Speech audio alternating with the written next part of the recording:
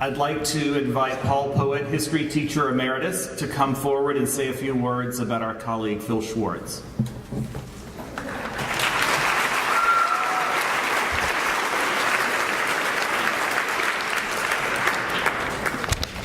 Mr. Schwartz, Philip Schwartz, Philly, the face of the franchise, is finally retiring. It's finally come to this. A legend in his own time. So noble in reason, the paragon of animals. What a piece of work. It's hard to believe that this is happening. I supposed you'd always be here. How did this all begin? After all, there must have been a beginning. The first day when you walked in here and nobody knew who you were. or who you were going to become. On some day in the 1960s, you walked into this building for an interview. It would be silly to begin there. That's not really where you come from. For that, we have to go much further back, at least to the mid-19th century in England.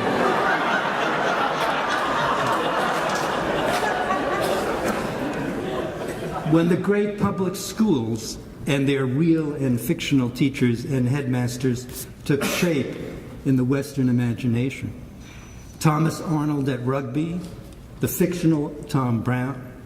Right up to this day, hundreds of books and films and TV shows celebrate the existence of a powerful personality that magically infuses a school so that everyone who passes through it is touched in some way. You come out of that historic brew, or rather were ready for the possibilities on that day 50 or 60 years ago. You had to make it happen. I don't think anyone can say when it happened. Things were very different when you began. We have to imagine a much smaller school than this, not much more than the historic buildings.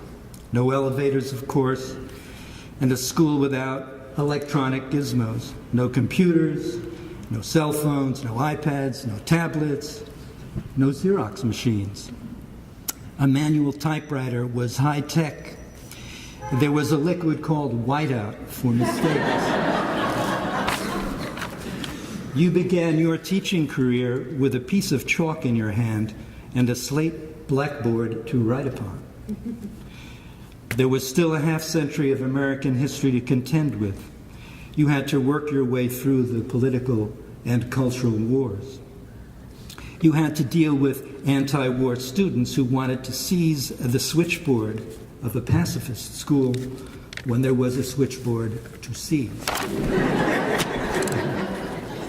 While you were teaching Homer and Virgil, the feminists were using the expression, the literature of dead white males. And it doesn't seem that long ago that many of us walked to the corner of 3rd Avenue and 16th Street and watched the trade towers burning.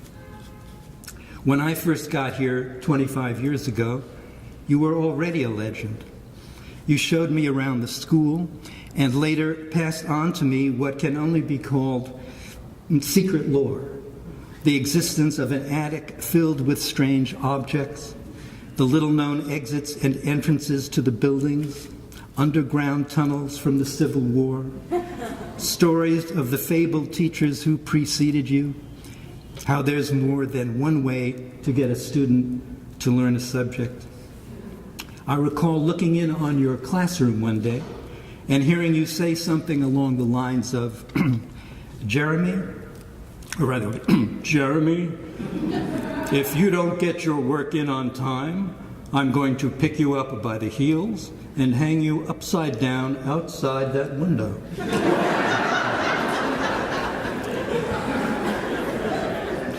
I could see that, in fact, Jeremy was beaming, that he was proud to be the object of your empty threat.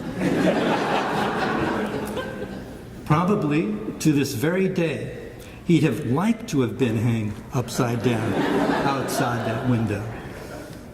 And this is the day that we're at. We are here at this moment. There's never enough time to say what has to be said. So it's finally come to this. You may retire in some temporal sense, but we know that you will continue to live on in the consciousness of generations of students who have admired you and loved you.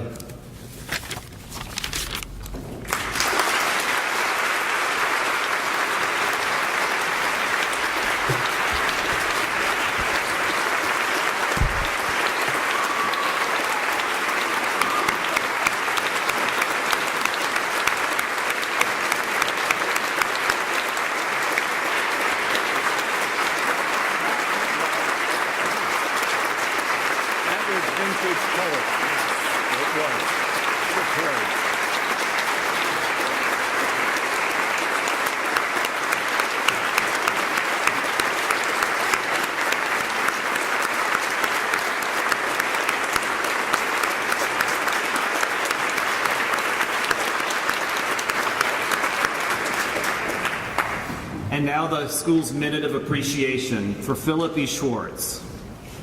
Friends Seminary is deeply grateful to Philip Schwartz for his 48 years of service to our school, during which he has been a teacher of English and classical languages, department chair, dean of students, and coach. He holds much of our school's recent history in his memory. For 5 decades, he has honored the primacy of our Quaker history and values. During his tenure, he has seen upheavals in world politics and their impacts on Friends, the growth of campus facilities, changes in school leadership through 5 principles, and the transformation of our New York City neighborhood. Philip's passion for the life of the mind and his scholarly gravitas mix happily with an irreverent sense of humor and fun. Philip is known for leaving a lasting impression. His students effortlessly recall their first interactions with this giant of stature and spirit. His presence is one that initially paralyzes some, but soon captivates his pupils. Armed with a booming voice and sometimes startling classroom theatrics, Philip demands his students' attention. Their initial fear soon gives way to deep respect and eventually deep affection. Philip teaches his students to read, write, and think. He teaches them to question the environment around them, to persevere, and to appreciate the journey of learning. He opens doors in their minds and challenges them to take their gifts seriously. He encourages connections between seemingly disparate texts and stretches his students' ability to form connections between genres, styles, and eras. Phil at once holds his students to a high standard and offers second chances. He believes in his students' academic capacity and becomes a part of their intellectual heritage. In overwhelming numbers, alumni claim Philip Schwartz to be one of the best teachers that they've ever had. Perhaps this is because Philip is a perennial student himself. Friends students emulate his thirst for knowledge and the veracity with which he embraces new challenges and ways of learning. His dedication to his studies inspires his pupils to commit to their academic endeavors with joy. Without overtly directing them along this path, he has motivated a great many to follow in his footsteps as educators themselves. Many, actually, have returned to work at Friends, and even though they are now colleagues, most are still incapable of addressing him as anything other than Mr. Schwartz. Even in advance of his retirement, Philip Schwartz is a legend in the Friends Seminary community. Alumni have, and you know this well, for generations shared his lessons with spouses, children, pupils, and friends. The imprint he has made on the lives of his students and on Friends Seminary is deep and unquestionable, perhaps matched only by the gratitude and esteem we feel for this humble man. Philip, we thank you for embracing our imperfections and for inspiring us to always be better, whether we are a 7th grade student new to Latin or the school's new principal. We express heartfelt gratitude for the breadth and depth of service Mr. Schwartz has given to Friends Seminary and are proud to honor him as Faculty Emeritus. Thank you, Philip.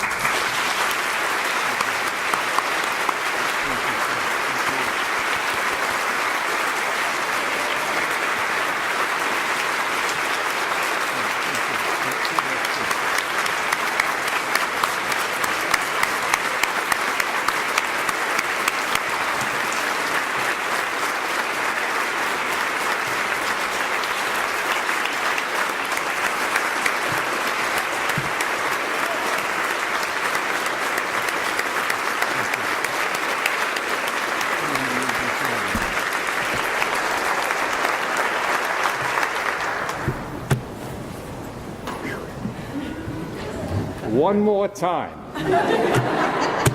Among the many meanings of the Latin word gratia are gratitude and thanks.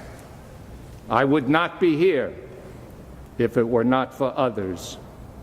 And it seems appropriate for me to make this an occasion of thanksgiving on my part. From Homer to the most recent New York Times book review, we have learned from literature and from our own lives that we only discover who we are in a family, in a community. Since I am an only child of an only child, I seem to have no relatives. Not necessarily a bad state of affairs I've discovered at Thanksgiving and Christmas holidays. However, for some inexplicable reason, many different families have adopted me, and I need to acknowledge them with thanksgiving. Though I usually read only things written in the 8th to the 4th century BCE, I quote from my favorite lines in all American literature. I've got sunshine on a cloudy day. When it's cold outside, I've got the month of May. I guess you'd say, what can make me feel this way? My girl, talking about my girl.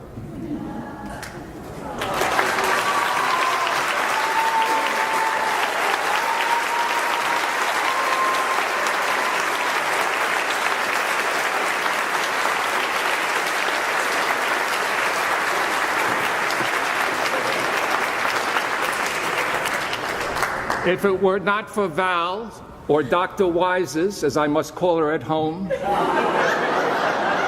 support of my passion for teaching, and her own devotion to Friends Seminary and its mission, we would all not be here today. I also need to thank my colleagues, past and present. They always make you better than you really are. In 1966, the Friends community adopted me, obviously blinded by the fact that I had graduated from Brooklyn Friends and then Earlham College. This means that I am what you get at the end of a Quaker education. And despite that fact, 5 Friends Seminary administrations have found the patience to nurture me. Among these administrations and staffs, several individuals have been important to my growth. I thank Paul Poet. That was vintage Poet.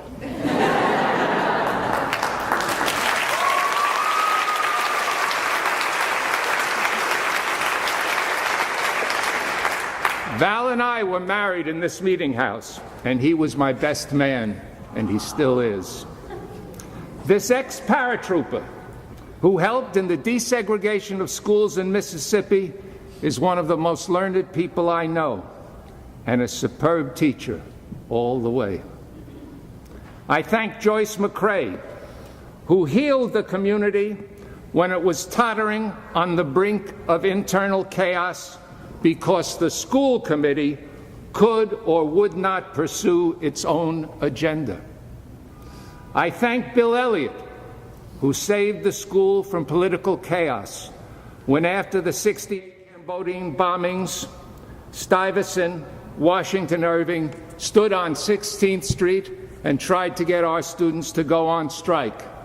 He pointed out that a school was not the proper object of their anger. He got every typewriter and Mimeo and ditto machine in the school, put it in the cafeteria, invited the leaders in from the other schools, and with our own students, put out a broadside denouncing the bombing. And I think in this broadside and its effect somehow made the school committee give up its stocks in Minnesota mining because they made napalm and they were using it in Vietnam.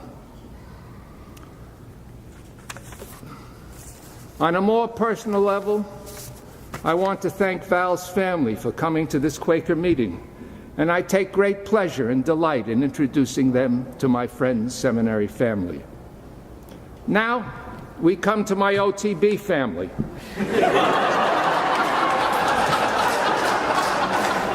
Initials which have always been significant in my life and have been deconstructed by my colleagues into many interpretations. Academic institutions have endowed professorships with endowed chairs. I wonder if there is such a thing as an endowed bar stool. This OTB family has also nurtured me, and I have shared their births, christenings, first communions, weddings, and of course, funerals. On this day of the Union, which always occurs on the day of one of the Triple Crown races, Bill Elliott and I would walk over to the old town. There we would call Mark Hubley and ask for his advice. Today, I will walk there with the spirit of Bill Elliott. Xavier High School is just down 16th Street. It is another spiritual community. And although they may use a slightly different vocabulary to describe what we name as the inner light or that of God in every person, both institutions shared together the trauma of 9/11, though they suffered far more than we did. Their chaplain, Father Rivera, I thank for attending our meeting for worship. Here is my program for the future. I hope there would be much more contact between the two schools, because there is much that we can learn from each other. Finally, many people have asked me, what can you possibly do when you leave Friends Seminary? Here is one answer. There are many, many translations, essays, interpretations, and editions that have been written about the Greek and Roman classics. This task is very appealing as an agreeable pastime for elderly gentlemen. For elderly gentlemen with time on their hands. But one may be sure that such elderly gentlemen will never be satisfied with anything that other elderly gentlemen with time on their hands have ever written about the classics. This game is endless, endless, and therein lies its charm and delight for me. Thank you for appearing here today. You grant me, as Homer would say, time, honor in the eyes of my colleagues. Thank you.